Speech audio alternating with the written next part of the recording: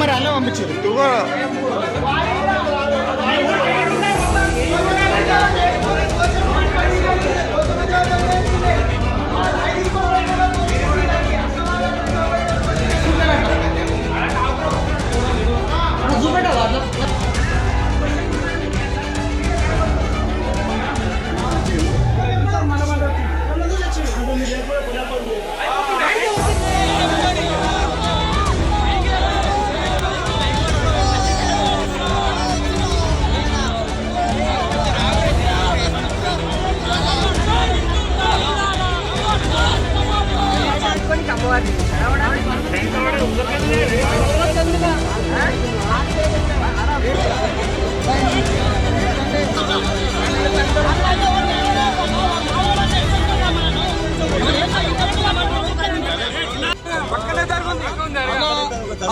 అదే పోలీసు వాళ్ళు గిట అదే మన హిందువుల మీద చేతేయడానికి వస్తుంది, కానీ అదే క్రిస్టియానిటీ మీద ముస్లింల మీద చేతేయడానికి రాదు.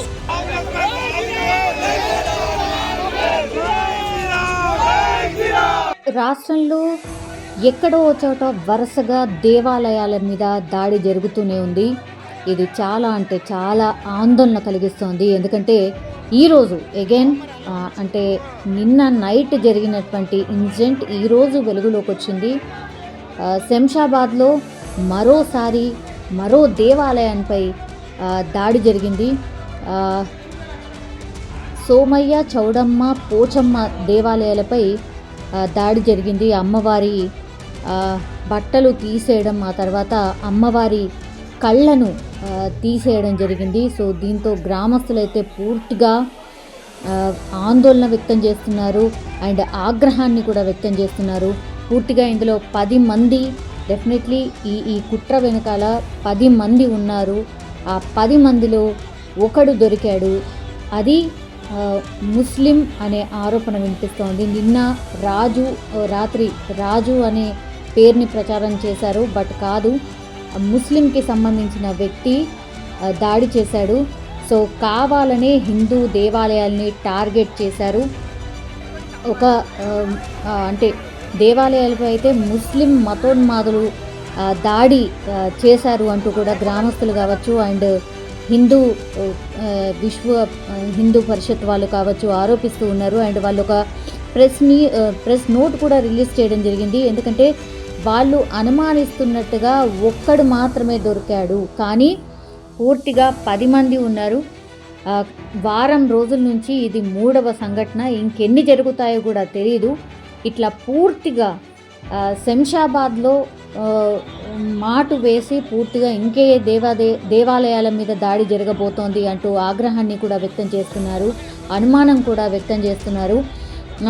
ఇన్ని జరుగుతున్నా కూడా కఠినంగా శిక్షించకపోవడంతోనే ఇట్లాంటి వరుస దాడులకు పాల్పడుతున్నారు అంటూ కూడా ఈరోజు పూర్తిగా ఒక ప్రెస్ నోట్ కూడా రిలీజ్ చేయడం జరిగింది. అందులో పూర్తిగా క్లియర్గా ఆ ప్రెస్ నోట్లో Ravi Nuthala Sasidhar VHP national spokesperson ఆయన డైరెక్ట్గానే చెప్తూ ఉన్నారు, శంషాబాద్లో జుక్కల్ గ్రామంలో అమ్మవారి దేవాలయాన్ని ధ్వంసం చేసిన నిందితుడు ఒక మతోన్మాది, అతని పేరు సలీం. ఇది మాకున్నటువంటి విశ్వసనీయ సమాచారం. సో పేరు నిన్న రాత్రి రాజు అని ప్రచారం చేశారు, కానీ పోలీసులు మతోన్మాదుల వివరాలు బహిర్గతం చేయాల్సిందే, దాడుల వెనకాల ఉన్నటువంటి ఉగ్రవాద కోణం ఏంటి అనేది కూడా మాకు చెప్పాల్సిందే అంటూ కూడా ఆయన డిమాండ్ చేయడం జరిగింది. మొన్నటి నుంచి వరుసగా ఇట్లాంటి దాడులు జరిగినప్పుడు హిందూ విశ్వ పరిషత్ కావచ్చు, చాలామంది వెళ్ళి విహెచ్పి కావచ్చు అండ్ మిగతా చాలామంది బీజేపీకి సంబంధించిన నాయకులు కావచ్చు అండ్ బండి సంజయ్ కూడా వెళ్ళి శంషాబాద్లో మొన్న దాడి జరిగినటువంటి ప్లేస్కి వెళ్ళి కూడా చూసి రావడం, ఆ తర్వాత అక్కడ పూర్తిగా ఆయన డిమాండ్ కూడా చేశారు, ఇంకా ఎన్ని దాడులు జరిగితే ప్రభుత్వం స్పందిస్తుంది, చర్యలు తీసుకుంటుంది, నిందితులకు శిక్ష వేస్తుంది అనేటువంటిది ఆయన క్వశ్చన్ చేయడం జరిగింది. అయినా సరే ఏమి చేసినా సరే ఇట్లాంటి వరుస దాడులు జరుగుతూనే ఉన్నాయి.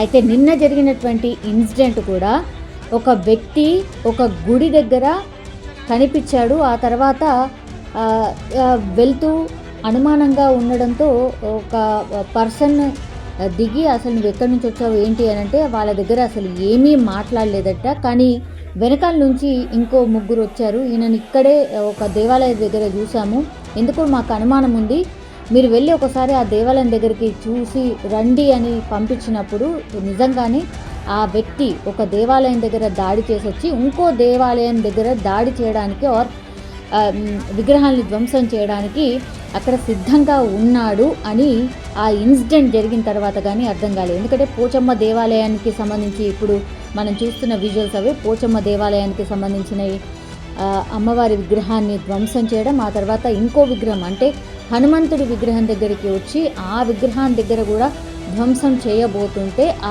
ఊరు ప్రజలే పట్టుకుని, శంషాబాద్కు సంబంధించిన జుక్కల్ గ్రామం ప్రజలు పట్టుకుని ఆయనకు దేహశుద్ధి చేసి గ్రామస్తులందరినీ పిలవడం, పోలీసులందరినీ పిలవడంతో ఒక్కసారిగా అక్కడ ఉద్రిక్త వాతావరణం నెలకొంది. అండ్ పోచమ్మ దేవాలయం దగ్గర జరిగినటువంటి ఆ విధ్వంసం చూసిన తర్వాత మాత్రం గ్రామస్తులు మొత్తంగా అక్కడికి చేరుకొని అసలు నువ్వెవరు ఏంటి అని ఎంత అతన్ని ప్రశ్నించినా ఆయన ఏమీ కూడా ఆన్సర్ చేయలేదట. అప్పటికే పోలీసులు చేరుకోవడం, ఆయనను అదుపులోకి తీసుకోవడం జరిగింది. అండ్ పూర్తిగా ఎక్కడ ఉద్రిక్త వాతావరణం నెలకొంటుందో అని ఆ గ్రామస్తులని నిలువరించే ప్రయత్నం చేశారు పోలీసులు. ఆ తర్వాత పూర్తిగా గస్తీ పెట్టేశారు అక్కడ పూర్తిగా జుక్కల్ గ్రామంలో. అండ్ శంషాబాద్ పరిసరాలు పూర్తిగా కూడా పోలీసులు తమ ఆధీనంలోకి తీసుకున్నారు. బట్ వరుసగా అంటే వారంలోనే 3 దేవాలయాల మీద దాడి అంటే మామూలు విషయం కాదు. డెఫినెట్లీ దీని వెనకాల కుట్ర కోణం ఉంది, టార్గెటెడ్గానే వీళ్ళు దేవాలయాల మీద దాడి చేస్తున్నారు అనేటువంటిదైతే స్పష్టంగా ఆరోపణ అయితే వినిపిస్తోంది. మరి ఇప్పటికైనా ప్రభుత్వం దీన్ని ఎంతవరకు సీరియస్గా తీసుకుంటుంది, ఎంతవరకు నిందితులు ఎవరున్నారు ఏంటి అనేది కనుక్కొనగలుగుతుంది అనేది అందరూ వేచి చూస్తున్న సిచ్యువేషన్ అయితే కనిపిస్తోంది. బట్ నిజంగానే ఇది ఆందోళనకరమైనటువంటి అంశం. నాకు ఇందాకనే నేను శంషాబాద్లో ఉంటాను, నాకు ఇందాక వచ్చేసి కనుక విషయం తెలియగానే కనుక నేను డౌట్గా ఇక్కడికి వచ్చేసాను. వచ్చిన తర్వాత ఇక్కడ సిచ్యువేషన్ చూసే కనుక చాలా బాధగా ఉంది, మా గుండె అంతా తరుక్కుపోతుంది, మాకు ఏడుపు వస్తుంది, మాకు ఏం చేయాలనేది కూడా మాకు అర్థమైతలేదు. ఇప్పుడు మేము వచ్చి చూసేసరికి కనుక నిందితుడు ఎవరైతే కనుక గుడి ధ్వంసం చేసిండో వాడు వచ్చేసి కనుక ఏసీ కార్లో కూర్చోబెట్టి వానికి వాటర్ ఇచ్చుకుంటూ అవి ఇవి చేసుకుంటూ చేస్తుర్రు, లాఠీ చార్జ్ ఉంటా మా మీదనే వేస్తుర్రు, వాళ్ళు ఉంటా మా మీదనే క్వశ్చన్ చేస్తుర్రు. వాళ్ళు ఒక 5 మంది వచ్చి 4 తప్పిపోయారు, మీ నొక్కని పట్టుకొని మీరు ఏమైనా వేసిర్రు అనుకోండి, మాకు ఆ 4 దొరకరు అంట అని చెప్పేసి కనుక వాళ్ళు మా మీద సీరియస్ అయిపోయి మా మీద లాఠీ చార్జ్ చేస్తుర్రు.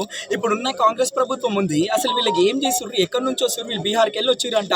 బీహార్కి వెళ్ళి వచ్చిన వాళ్ళు వచ్చేసి కనుక వాళ్ళకి ఫుడ్ ఎవరు పెడుతుర్రు, బట్టలు ఎవరు ఇస్తుర్రు, వాళ్ళ రానికి ఛార్జీలు ఎవరు ఇచ్చారు, వీళ్ళు ఎవరికి ఎవరు ఇస్తారు, ఎక్కడ ఉంటుర్రు, వాళ్ళకి ఎవరు ఇచ్చారు, ఇల్లులు ఏ సపోర్ట్ ఏది ఇస్తుర్రు. అది ఏమైతుంది అసలు ఇక్కడ ఏం జరుగుతుంది?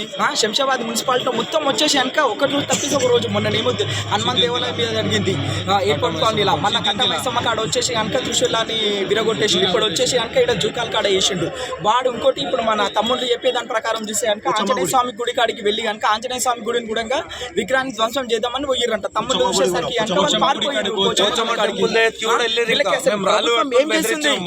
ప్రభుత్వం ఏం చేస్తుంది అని చెప్పేసి నేను క్వశ్చన్ చేస్తున్నా. ఇక్కడ హిందువులు అందరూ క్వశ్చన్ చేస్తున్నారు, ప్రభుత్వం ఏం చేస్తుంది అసలు, ప్రభుత్వం అసలు వీళ్ళకి ఎవరిస్తారు, వీళ్ళకి ఫండ్ ఎవరిస్తారు, ఏం చేస్తారు, వీళ్ళు ఏడికెళ్ళి వస్తారు, వీళ్ళ ఆధార్ కార్డు ఏంది, పాన్ కార్డు ఏంది, ఓటర్ ఐడి ఏంది, వీళ్ళు ఎక్కడికి వెళ్ళి ఎక్కడ వస్తారు, పోలీసు వాళ్ళు అసలు ఏం చేస్తారు, ఏ హోటల్ ఏమైతుంది ఇక్కడ తెలంగాణలో శంషాబాద్ మున్సిపాలిటీలో ఏమైతుంది అనేది కనుక పబ్లిక్ తెలియదు. ఇప్పుడు నాకు ఇంకో విషయం ఏం తెలిసిందంటే కనుక పబ్లిక్ తోటి మాట్లాడుతుంటే కనుక వాళ్ళు 10 మంది వచ్చారు, రాత్రికి కనుక ఏ గుడిలో అయితే కనుక కెమెరాలు లేవో, ఏ గుడిలో అయితే కనుక పబ్లిక్ ఉండరు ఆ గుడిలో పోయి ధ్వంసం చేయాలి, రాత్రికి ఏదో ఒకటి చేయాలి అన్నట్టు చెప్పేసి కంకణం కట్టుకొని కూర్చురు వాళ్ళు.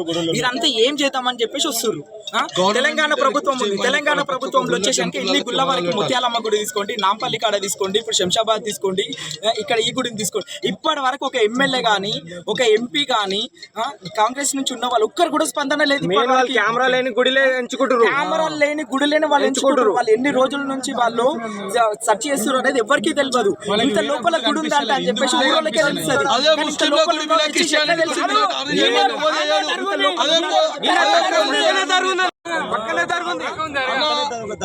అదే పోలీసు వాళ్ళు గిట అదే మన హిందువుల మీద చేతేయడానికి వస్తుంది కానీ అదే క్రిస్టియానిటీ మీద ముస్లింల మీద చేతేయడానికి రాదు. దొరుకుతారు కాబట్టి మన హిందువులు మనం మారాలి. నిన్నగాక మొన్న శంషాబాద్ వచ్చేసి గనక బంద్ పెడితే గనక ధర్నా చేస్తుంటే కనుక షాపులు బంద్ చేసిర్రు.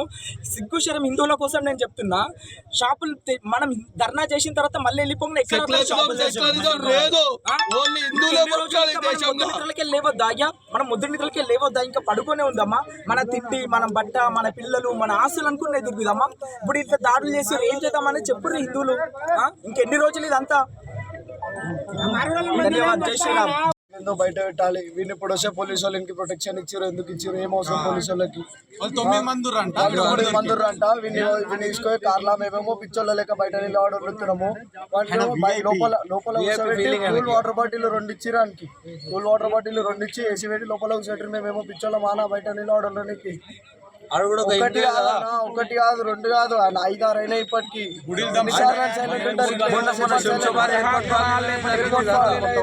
ఎవడేమనలే. నిన్ననే సిద్ధంతిలా మైసమ్మ టెంపుల్ ఎన్నైతే అలా ఇట్లే మన హిందువులు పేరేమని చెప్పాడా? పేరేమని చెప్పాడా? చెప్పలేడు. పేరు చెప్తాడు ఆయన. ఆల్రెడీ బంగ్లాదేశ్ నుంచి వచ్చిందంట. 10 మంది ఉన్నారంట. 10 మందిలో ఈ ఊళ్ళో ఒక్కడున్నాడు. ఇంకెన్ని ఊళ్ళో ఎంతమంది తిరుగుతారో మనకు కూడా తెలియదు కదా. అందరూ అన్ని ఊళ్ళో అలర్ట్ అయి ఉంటే అలర్ట్ కోరుకుంటూ ఇట్లాంటివి ఎన్నైనా జాబగొట్టాలని. ఇప్పటికి కాదు 1, 2, 3 కాదు. ఆల్రెడీ ఇది 4వ ఇన్సిడెంట్ 5వ ఇన్సిడెంట్. ఆల్రెడీ ఏమోనంటే సెక్షన్లు అవి పనిచేస్తలే. ఆల్రెడీ ఇంత జరుగుతున్నాను. ఎవరన్నా కోలుకుర్రా? ఎవరు కోలుకోలేరు కదా. ఇంకా మంచిగా ఆల్రెడీ మన హిందువులమే. మన ధర్మాన్ని మనం కాపాడుకుందాం. ఇక్కడ ముందు హిందూస్కి యూనిటీ లేదు. ఏంటంటే ఇద్దరు మేము శంషాబాద్కి వెళ్దామని వెళ్తున్న రూట్లో అక్కడ ఇతను ఆల్రెడీ ఆ సాయిబాబా టెంపుల్ దగ్గర హనుమాన్ టెంపుల్ దగ్గర నించొని ఆయన ఏదో చేయడం చూసి మేము రిటర్న్ వచ్చి ఇక్కడ మాకు 2 బ్రదర్స్ చెప్పారు. ఆల్రెడీ ఆడ శారీ అవన్నీ ఇప్పేసి వాడేసిండు బ్రో అది అని చెప్తే మేము ఆల్రెడీ వచ్చి ఇక్కడ చూసి అతన్ని పోయి అక్కడ పట్టుకోవడం జరిగింది. పట్టుకొని శిక్షించడం జరిగింది. ఆల్రెడీ ఊరు గ్రామస్తులకు అందరికీ మేము ఆ ఊరు గ్రామస్తులందరికీ పట్టుకొని చెప్పినాక మా వాళ్ళందరూ చూసుకున్నారు. 10 మంది ఉన్నారు. దొరికిండు. అతను ఏమన్నాడు అంటే మూగోన్ లాగా యాక్టింగ్ చేసి ఫస్ట్ అందరు వచ్చి కొంచెం వీడేం చేసిండు. అయితే వాడు ఏం చేసిండు, ముందర హనుమాన్ విగ్రహం ఉంది. అయితే వాడు నిలబడ్డాడు. అంటే దగ్గరికి వెళ్ళింది, విగ్రహం దగ్గరికి వెళ్ళి. అయితే మా వెహికల్ చూసి మా వెహికల్ లైట్ చీకటి అయిపోయింది. మేము లైట్ వేసుకొని వచ్చినాము. ఆడ వాడు మమ్మల్ని చూసి విగ్రహం దగ్గరికి వెళ్ళి కిందికి నడుచుకుంటూ వచ్చింది. అంటే నడుచుకుంటూ రాలేదు, విగ్రహం దగ్గరనే ఉండి మమ్మల్ని చూసి కిందికి వచ్చింది. రాగానే మేము వీడెక్కడో తేడా ఉండరా సార్ ఇతని చెప్తే వీడెక్కడో తేడా ఉండరా ఎవడో చెప్పి వీడిని అలర్ట్ చేస్తే వీడు పోయింది దగ్గరికి పోయి వీడు పట్టుకొని ఇక్కడ నుంచి ఎక్కడ వచ్చినావు ఎవడరా నువ్వు అంటే వాడు ఇప్పలేకపోయేసరికి వీడు చేయలేపిండు వాడు మొత్తం ఇట్లా కింద పడిపోతుంది. ఏదో మూగన్ లాగా యాక్టింగ్ చేసేస్తుంది. అన్న కిదర్ ఇన్నిలా చెప్పిన ఎక్కడి నుంచి వచ్చినావు అని తెలుగు వస్తలేదు. ఎక్కడి నుంచి వచ్చినావు ఏం కదా అది అని అంటే ఏం చెప్తలేడు. డాక్టర్ నీకు అర్థాన్ని అయ్యాదా అంటే మూగోన్ లెక్క యాక్టింగ్ చేస్తున్నాడు. యాక్టింగ్ చేస్తే మేమేం చేసినాము, అరే ఫోన్ లేరా వీడెక్కడో ఉన్నట్టు అని చెప్పి వదిలిపెట్టేసాం. అయితే మేము వదిలిపెట్టేసరికి మా ఇంకా 3 బ్రదర్స్ వచ్చి బండి పైన వచ్చి వాళ్ళు మన ఫస్ట్ మమ్మల్ని చూసి వెళ్ళిపోయారు. మళ్ళీ మలుపుకొని వచ్చి అన్న వీడు ఇంతకుముందు ముంగల టెంపుల్ దగ్గర ఉండేనా, అమ్మవారి టెంపుల్ దగ్గర ఉండే అమ్మవారి శారీ అది ఇది తీస్తుండే చూసినామని అంటే, సరే బ్రో మీరు పోయి పట్టుకోండి ఇవన్నీ, మేము ఒకసారి టెంపుల్ దగ్గర ఏం జరిగిందో చూస్తామని ఇక్కడ వచ్చినాం. అయితే వాళ్ళు కిదర్ జారే ఎక్కడ పోతున్నావు కిదర్ జారే పోతున్నావు వాళ్ళు చెప్పి అడిగేసరికి వాడు ఆడన్నాడంట మా ఇంటికి నేను గరుకు పోతున్నా అని చెప్పిండంట. ఆమె గరుకు జారే అని చెప్పిండంట. మాతోనేమో మూగోడు లాగా యాక్టింగ్ చేసిన వాడు, వాళ్ళతోటేమో మాట్లాడుతుంది. అయితే ఇది ఎక్కడో తేడా ఉందని చెప్పి బ్రోలు వాళ్ళు కూడా వచ్చేసి చాలా దూరం ఉరికిన వాడు మమ్మల్ని చూసి మేము వాళ్ళ ఇంటి ఉరికినాం. తర్వాత బ్రో వాళ్ళు వచ్చినాక ఇక్కడ గుడి దగ్గరికి వచ్చేసరికి అమ్మవారి విగ్రహం మొత్తం కళ్ళు లేవు, మొత్తం చీర మొత్తం ధ్వంసం చేసేసరికి మళ్ళీ ఇంకో టెంపుల్ దానికి వెళ్దాం అని చెప్పేసి ఇంకో టెంపుల్ దాకా వెళ్ళిండు. ఆడు ఇంకో మా బ్రదర్ ఉండి రాయి పట్టుకొని ఉరికొచ్చిండు. ఆయన ఉరికి రాగానే మళ్ళీ ఇంకోటి ఊళ్ళోకి వెళ్ళిపోయిండు. ఆయన ఊళ్ళోకి వెళ్ళిపోగానే ఏం చేసారు, మేము 2-3 బ్రదర్స్కి ఫోన్ చేసినాం. మేము ఫోన్ చేసి ఇట్లా ఊళ్ళోకి వచ్చిండన్నా అని చెప్తే వాళ్ళు అక్కడ పట్టుకోవడం జరిగింది. ఇది చేసింది నువ్వేనా అడిగితే ఆయన ఏం చెప్పుకోలేడు. చెప్పకపోతే ఎవరెవరు అంటే మా నుంచి ఇంకా 10 మంది ఉన్నారని చెప్పేసి చెప్తున్నా ఆయన. తర్వాత ఏం జరిగింది? తర్వాత ఇక మా అన్న వాళ్ళకి అందరికి ఇన్ఫార్మ్ చేస్తే అందరు వచ్చి క్రౌడ్, మా అన్న వాళ్ళు అందరూ వచ్చేసారు ఇక్కడ. అందరికి ఫోన్ చేసి అందరికి ఇన్ఫార్మ్ చేస్తే అందరు వచ్చేసి. ఇప్పుడు నిందితుడు ఎక్కడున్నాడు మరి? అసలు ఎక్కడున్నాడు? ఇప్పుడు పిఎస్కి